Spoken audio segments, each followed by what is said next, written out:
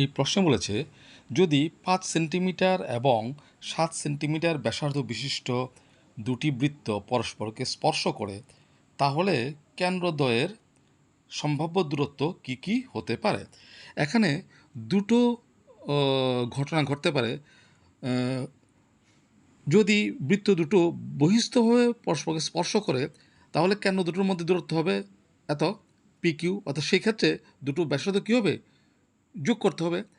আর যদি বৃত্ত দুটো অন্তস্থভাবে পরস্পরকে স্পর্শ করে সেই ক্ষেত্রে বৃত্ত দুটোর কেন্দ্রের দূরত্ব কী হবে, বড় বড় বৃত্তের যে ব্যাসার্ধ অর্থাৎ 7 সেন্টিমিটার তার থেকে ছোট বৃত্তের ব্যাসার্ধ 5 সেন্টিমিটার বিয়োগ করলে যে বিয়োগফলটা হবে সেটা হচ্ছে পি কিউ, অর্থাৎ দুটো বৃত্তের কেন্দ্রদের মধ্যে দূরত্ব।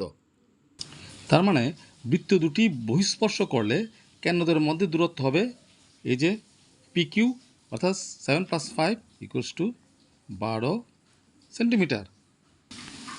আবার বৃত্ত দুটি অন্তঃস্পর্শ করলে কেন্দ্রদের মধ্যে দূরত্ব হবে পি কিউ, এই যে এখান থেকে কতটুকু পি কিউ, এই দূরত্বটা কত হবে, সবটা হচ্ছে 7 আর এটা হচ্ছে 5, তার বিয়োগ 7 - 5 কত, 2 সেন্টিমিটার।